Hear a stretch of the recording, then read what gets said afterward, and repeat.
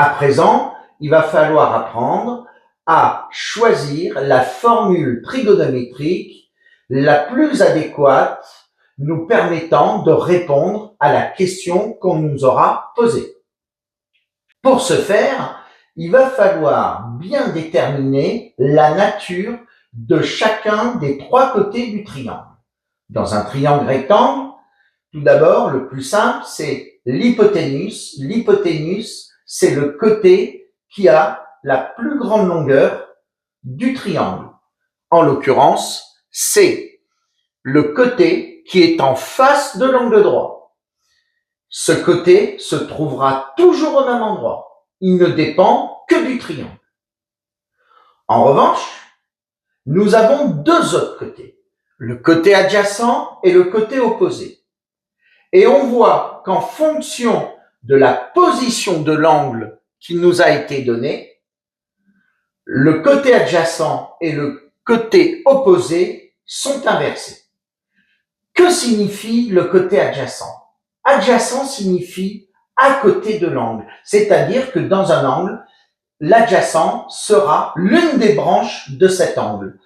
Comme nous avons l'hypoténuse, qui a déjà pris une branche, on voit bien que le deuxième sera l'adjacent. Du coup, comme ce côté c'est l'adjacent, le côté qui est en face de l'angle qui nous a été donné sera l'opposé. Regardez sur le deuxième schéma. Nous avons l'angle qui se trouve en haut. Le côté adjacent, qui forme l'un des côtés de cet angle, sera ici, puisque l'hypoténuse, qui dépend du triangle, sera toujours au même endroit. Et vous avez donc l'adjacent de ce côté, et le côté qui est en face de cet angle s'appellera le côté opposé.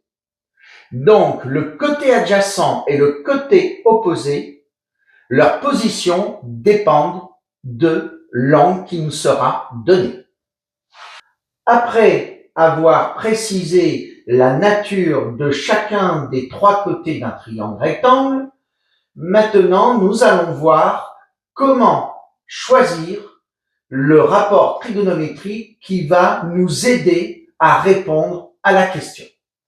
Regardez, dans le premier exemple, on nous demande la longueur de l'hypoténuse et on connaît le côté adjacent, 3 cm, et nous avons connaissance d'un angle. Quel est le rapport trigonométrique qui met en lien le côté adjacent, l'hypoténuse et un angle? Vous pouvez le regarder, le constater, c'est le cosinus. Donc, nous allons choisir le cosinus. Deuxième exemple.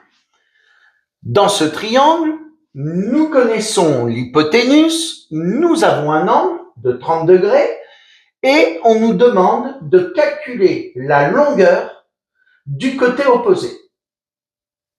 Quel est le rapport trigonométrique qui met en relation l'hypoténuse, l'opposé et un angle?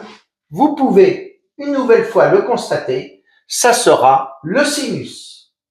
Voilà, avec ces deux exemples, vous avez bien vu comment choisir en fonction des informations que nous avons.